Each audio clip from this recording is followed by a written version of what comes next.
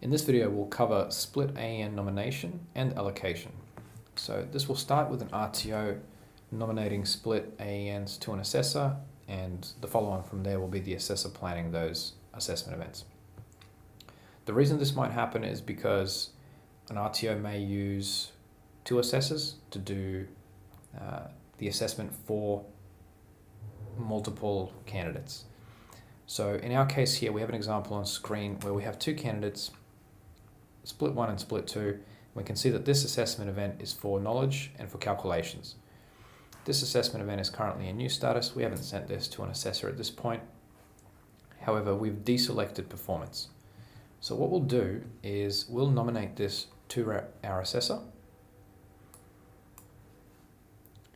And once we do, we've nominated the knowledge and the calculations component of this assessment event to an assessor.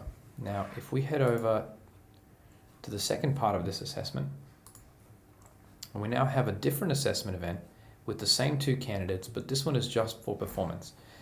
We now have a different assessment event with just the performance assessment type. This may be useful when you want to change assessors or when you want to allocate to an assessor that's already performing a performance assessment type for a specific class, but you need a different assessor to do the knowledge and the calculations first. In this case, we have again our candidates split 1 and split 2. This assessment event is for performance only. So what we'll do is we'll nominate this to the assessor as well. That way both the AENs for knowledge and calculations and performance are nominated to the same assessor. So if we go ahead and nominate now, we select the yes button, the assessor will receive a notification that they have AENs ready to action. So if we jump over to our assessor and we search for our first split assessment event,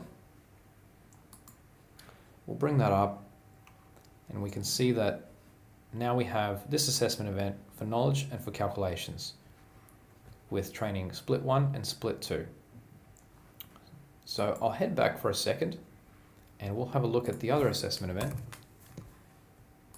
If we search, this is our nominated performance one, and you'll see that it's here just for performance. Now, if we were to come in here and select a date and a time for performance, let's do that 3 days in advance. We'll pick a time,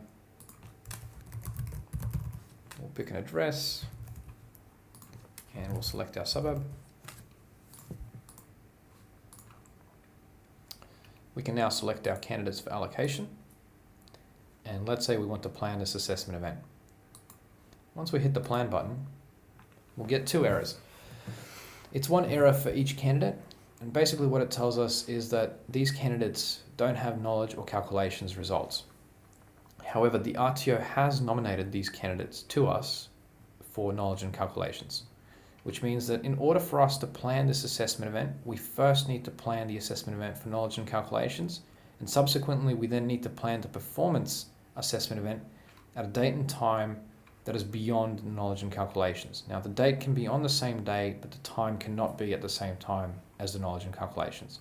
So if we head back, let's go back to our first assessment event with the knowledge and the calculations.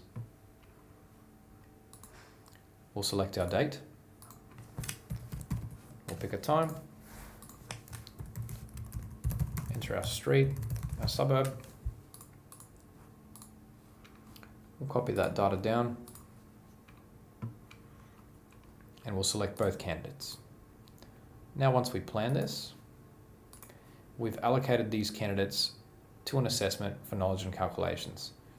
This means that now when we go back into our performance assessment event, so we'll open that one up. If we select the same date, and all we need to ensure is that the time is after the knowledge and the calculations, we'll enter our standard details.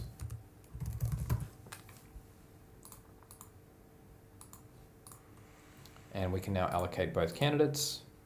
And you'll see that once we hit the plan button and go through our confirmation, we can now plan this assessment event. So now we have two assessment events, one for knowledge and calculations, one for performance.